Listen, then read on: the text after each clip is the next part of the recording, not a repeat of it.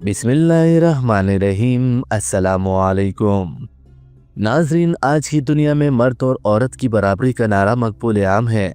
हम उनसे पूछते हैं कि औरत और मर्द की बराबरी से मुराद क्या है। क्या मर्द और औरत की जिम्मेदारियों का अलग होना बराबरी के खिलाफ है? मगरबी फ़िक्र से मुतासिर लोग ये एतराज़ उठाते हैं इस्लाम में औरत को मर्द के मुसावी मकाम हासिल नहीं है। इस्लाम मर्द के मुकाबले में औरत की गवाही को आधा करार देता है, यानी दो औरतों की गवाही एक मानी जाती है। इसी तरह बाप की जायदाद में भी औरत का हिस्सा आधा है या उनके दो बेटियों का हिस्सा एक बेटे के बराबर होता है। इसीलिए इस्लाम के मुखालिफ कहते हैं औरत के हकूक़ इस्लाम ने गस्ब कर लिए, इसीलिए माशरती लिहाज से औरत कमज़ोर और बेइज्जत हो गई। मगर तमाम मुसलमान जानते हैं कि हकीकत में ऐसा कुछ नहीं। मगर ऐसा हुक्म अगर दिया गया तो इसके पीछे की लॉजिक क्या है? आज की वीडियो में हम इस पर बात करेंगे, क्योंकि एक ऐसे ही सवाल किर्गिस्तान से ताल्लुक़ रखने वाली एक औरत ने डॉक्टर जाकिर नाइक से भी किया था। उसने कहा, 14 साल से अमेरिका में मैं रह रही हूँ, वहाँ इस्लाम पर यह एतराज़ बार बार सुनने को मिलता है। आज मैं इस चीज़ को क्लियर करने के लिए अमेरिका से मलेशिया सिर्फ सवाल करने के लिए आई हूँ। माली लेन देन में कुरान पाक में क्यों एक मर्द के मुकाबले में दो औरतों की गवाही का कहा गया है, जैसा कि सूरह बकरा में भी कहा गया है। Assalamu alaikum. Walaikum assalam wa rahmatullahi wa barakatuh. My name is Aytruk. I'm from Kyrgyzstan originally. I lived in USA for 10 years, and I have a question. What is the wisdom behind the Quranic ruling that requires two female witnesses in place of one male witness, such as in financial transaction in Surah Al-Baqarah 282? Doctor Zakir Naik ने बताया कि लोग समझते हैं कि हमेशा एक औरत की गवाही आधी समझी जाती है और हर मामले में ऐसे ही समझा जाता है, मगर ये गलत फहमी है। इस्लाम में हमेशा औरतों की गवाही आधी नहीं मानी जाती, ये सिर्फ माली लेन देन में होता है, और इसका जिक्र इस आयत में है जो बहन ने अपने सवाल में बताई। सूरह बकरा की आयत नंबर 282 है और उसे कुरान पाक की सबसे लंबी आयत होने का एजाज़ हासिल है। वो कहा कहते हैं कि माली लेन देन के अलावा सिर्फ एक ऐसा मकाम है जहाँ पर औरत की गवाही आधी तस्वुर की जाती है, और ये इस मामले में होता है कि कत्ल होता देखकर औरत डर जाती है, तो ऐसी सूरत में इसकी गवाही आधी तस्वुर की जाती है, वरना बाकी तमाम मामलात में एक मर्द और एक औरत बराबर हैं, उनकी गवाही भी पूरी पूरी ही तस्वुर की जाती है।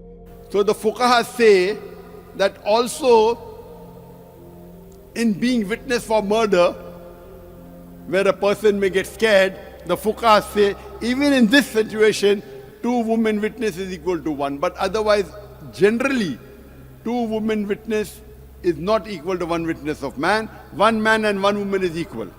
इस खातून ने अपने सवाल में सूरह बकरा की आयत का जिक्र किया था।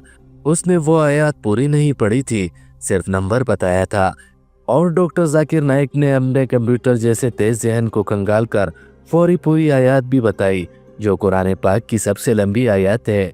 इन्होंने बताया कि इस आयत में लिखा है, ए ईमान वालो, जब तुम किसी वक्त की मुकर्रर तक आपस में उधार का मामला करो तो इसे लिख लिया करो, और चाहे कि तुम्हारे दरमियान लिखने वाला इंसाफ से लिखे और लिखने वाला लिखने से इनकार न करे, जैसा कि इसको अल्लाह ताला ने सिखाया। इसको इसे चाहिए कि लिख दे, और वो शख्स जो बताना चाहे जिस पर कर्ज है मगर अल्लाह ताला से डरे जो इसका रब है, और इसमें कुछ कम करके ना लिखे। फिर अगर वो शख्स कि जिस पर कर्ज है बेवकूफ़ था या कमज़ोर है या वो बता नहीं सकता, तो इसका मुआवन ठीक तौर पर लिखवा दे, और अपने मर्दों में से दो गवाह कर दिया करो।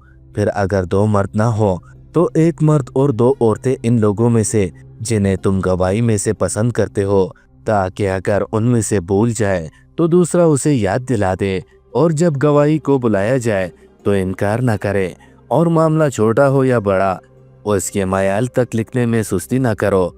लिख लेना अल्लाह के नज़दीक इंसाफ को ज़्यादा कायम रखने वाला है, और शहादत का ज़्यादा दुरुस्त रखने वाला है, और ज़्यादा करीब है इस बात के कि तुम किसी शोबे में ना पड़ो, मगर ये कि तिजारत हाथों हाथ हो, इसे आपस में लेने देने हो, फिर तुम पर कोई गुनाह नहीं कि उसने लिखा हो اور جب آپس میں سودا کرو تو گواہ بنا لو، اور لکھنے والے اور گواہ بنانے والے کو تکلیف نہ دی جائے، اور اگر تم نے تکلیف دی تو تمہیں گناہ ہوگا، اور اللہ سے ڈرو، اور اللہ تمہیں سکھاتا ہے، اور اللہ ہر چیز کا جاننے والا ہے۔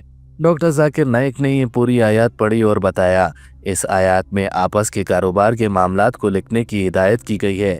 اس آیات میں جو اصل ہدایت ہے، اس میں لکھا ہے کہ 2 گواہ تلاش کرو جو قابل اعتبار ہو، اور اگر 2 مرد نہ مل سکیں تو پھر اس صورت میں ایک مرد اور 2 عورتوں کو گواہ بنایا کرو، تاکہ اگر ایک غلطی کرے تو دوسرا اس کو درست کرے۔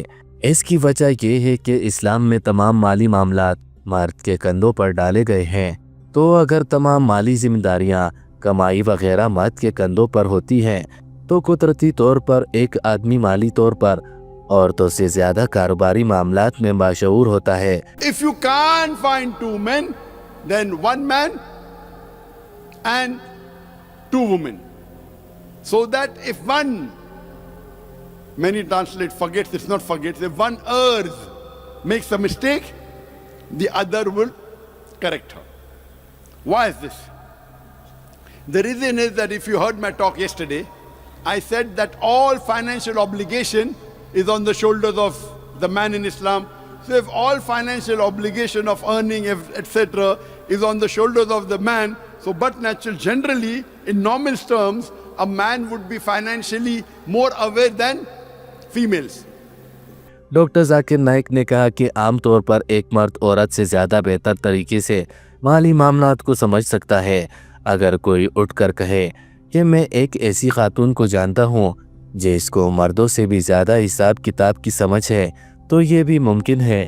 یہ بھی ہوتا ہے کہ مرد جسمانی طور پر زیادہ مضبوط ہوتا ہے، مگر کوئی خاتون ایسی بھی ہوتی ہے جو مردوں کو بھی پچاڑ دیتی ہے، تو یہ امکانات بہرحال موجود ہے، مگر مجموعی طور پر مرد ان معاملات کو زیادہ اچھے سے سمجھ سکتا ہے۔ تو منطقی طور پر یہ طریقہ ہی درست ہے کہ اسے وہ فرد کا انتخاب کیا جائے جو دوسروں سے بہتر ان معاملات کو جانتے، اور اس میں ہدایت ہے کہ اگر ایسے 2 مرد نہ ملے تو پھر 2 عورتوں کی گواہی ایک مرد کے برابر مانی جائے۔ مثال کے طور پر آپ ایک بڑی سرجری کرنا چاہتے ہیں تو آپ لازمی بات ہے کہ وہ سرجن ڈھونڈیں گے۔ اگر وہ سرجن نہ مل سکے تو پھر آپ ایک سرجن اور 2 MBBS ڈاکٹرز کو اپروچ کریں گے۔ سرجن ماسٹر آف سرجری کہلاتا ہے اور MBBS بیچلر آف سرجری ہوتا ہے، تو MBBS کو سرجری کرنے کی اجازت بھی نہیں ہوتی۔ مگر 2 سرجن نہ مل سکیں پھر ایک سرجن اور 2 MBBS ڈاکٹرز کو ہدایت مانی جاتی ہے۔ ایسے مالی معاملات میں بھی ایک مرد اور 2 عورتوں کی گواہی کا حکم ہے۔ You want to undergo a surgery of colonectomy. You want to take out your colon, take out your intestine, or gastrectomy, take out your stomach, major surgery.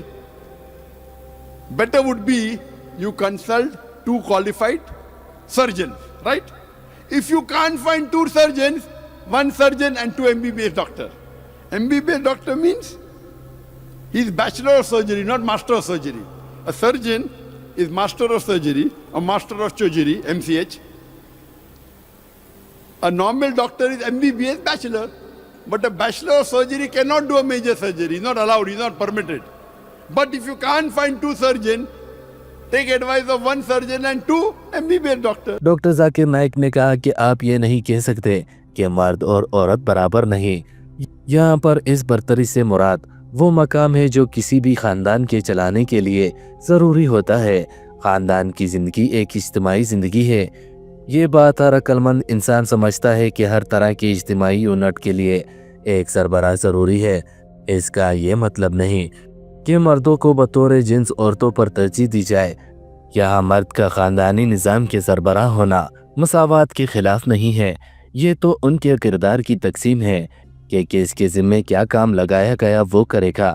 انسان اس چیز کا ذمہ دار ہے جس کی فطرت سے مطابقات رکھتے ہیں، جس کے ساتھ اسے پیدا کیا گیا۔ خواتین بھی ان شعبوں میں ذمہ دار ہے جو ان کے کردار کے مطابق ہے۔ نبی کریم صلی اللہ علیہ وآلہ وسلم کی حدیث مبارک میں اس کی وضاحت کی گئی ہے۔ آپ صلی اللہ علیہ وآلہ وسلم نے فرمایا کہ خبردار تم میں سے ہر شخص اپنی رعیت کے نگہبان اور تم میں سے ہر شخص کو اپنی رعیت کے بارے میں جواب دہ ہونا پڑے گا۔